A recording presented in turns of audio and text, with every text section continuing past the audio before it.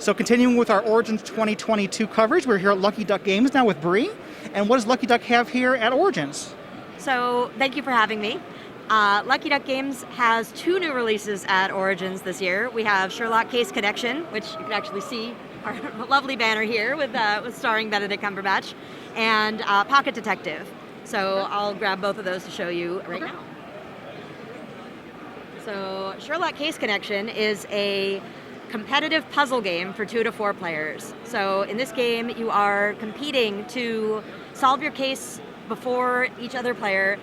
The cases are plot cards that have icons printed on the edges of the cards, and what you're moving from location to location, collecting thread cards and proof tokens to connect to the edges of these cards to complete your theory of the crime.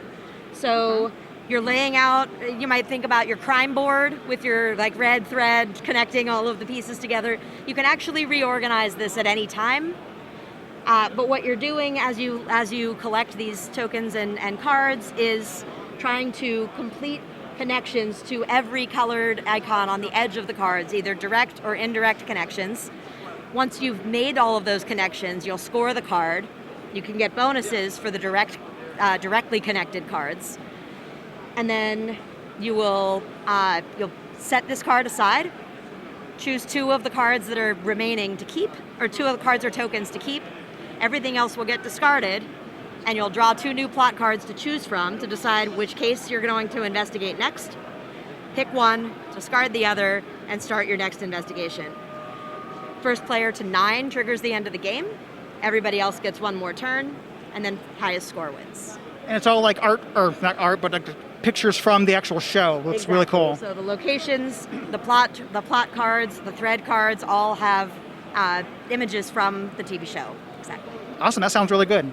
And that is Sherlock Case Connection. So this is actually available for the first time in the US at Origins, and then we'll be releasing in friendly local game stores. It should be available now or at the latest next week. Okay, awesome. Our other new release at Origins is Pocket Detective. This is 3 cases to solve in a box that has each one in a deck of cards. So each deck has the instructions for that particular case on the cards at the top of that deck. So the beginning of the deck will have information about how the icons in that deck work. So you'll have, for example, clock icons that indicate the passage of time. At the end of the case, you'll have negative points for having a certain number of clock icons, but you also need time to pass in order for certain things to happen. So for example, as you investigate the crime, you might find a body, send it to the coroner's office. Coroner will produce an autopsy report, but not immediately. It takes a certain amount of time. So the card that you find as you investigate the body might say you can request the autopsy report after you've collected 7 clock icons. So you need to go do something else, talk to witnesses, investigate other parts of the crime scene until you've collected enough cards to have that amount of time passed. Then the coroner will have produced the autopsy report, and then you can collect that and investigate a new lead. So not like the CSI TV show where they have an autopsy within an hour. Right, exactly. Right. So we're trying for a little bit of inserting a little bit. I mean, to a certain extent, right. A little bit of realism here. Just trying to give you the feeling of being immersed in this experience.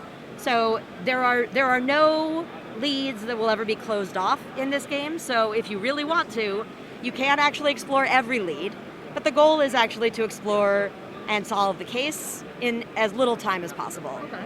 So you are presented with lots of options, lots of people to talk to, lots of leads to follow, and it's up to you to decide which ones are red herrings, which ones are worth pursuing, and then following those to their conclusions. And once you've decided that you have a good feeling for who committed the crime, how they did it, and have all the information that you need, You've got a set of, like, you'll split the deck up into piles that are based on all the different locations and things that you may need to acquire during the game. One of those piles is the DA's office. And that is where you go when you're ready to present your theory of the crime. So at any point you can say, okay, I know what happened. I'm ready to present my story to the DA. And you just flip the top card of the DA's office stack and he starts asking you questions. Who committed the crime?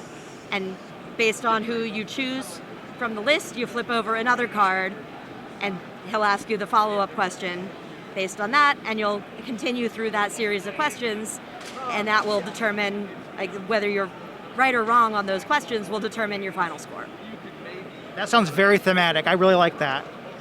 Thank you. And so there are 3 cases in the box and 3 separate decks of cards, and that is Pocket Detective. Yeah, of course.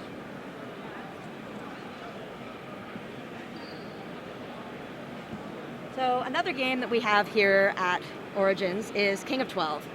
And this is one that I am just completely enamored with. This game is fast. It's a little cutthroat. Maybe not. Cutthroat is a little too strong of a term, but it's very competitive. So in King of 12, you are the... so on the back of the box even, it just says, the 12 kingdoms need you. Use the Stone of Power, and with the help of powerful characters, you will unite them under your rule. So your Stone of Power is a 12-sided die, so everybody will have one. You're going to roll it at the beginning of the round, and then everybody will also have a 7-card deck. My 7 cards will be the same as your 7 cards, so each person will have the same cards in their hand. And the cards have effects that can affect your die value. Some of them will actually physically change what's on your die. Some of them will just temporarily change your die value for that turn. So everybody will then choose one card to play face down in front of them. And once everybody's selected, they'll be flipped up. The first thing we'll do is compare and see if anybody has chosen the same card. If we choose the same card, they cancel. Okay. And neither of us get the effect of our cards. Once we've determined that everything that's been canceled, the cards that weren't canceled have their effects, and then we determine what all of the die values are based on the cards that remained in play. Any matching die values after the card's effects were taken into consideration also cancel. Once that's all taken into account, most of the time, highest die value gets 2 points, second highest gets 1. There is a card that changes that rule, so that lowest die value gets 2 points and second lowest gets 1, as long as that's been played and no one else has played it. And after that's been resolved, everybody takes the card they played, sets it aside face down, and goes through, and you don't roll your die, and does the same thing again. Okay. And you continue playing without rolling your die, unless you play the card that lets you roll your die, until anyone is down to 1 card. And in the first round, everyone will get to 1 card at the same time. But at the end of the round, we're going to compare scores. If anybody has matching scores, they cancel. And then the highest remaining score wins the round. That person takes 1 card out of their 7, sets it in front of them. It's now out of play, but it shows that they've won a round. You have to win 2 rounds to win the game.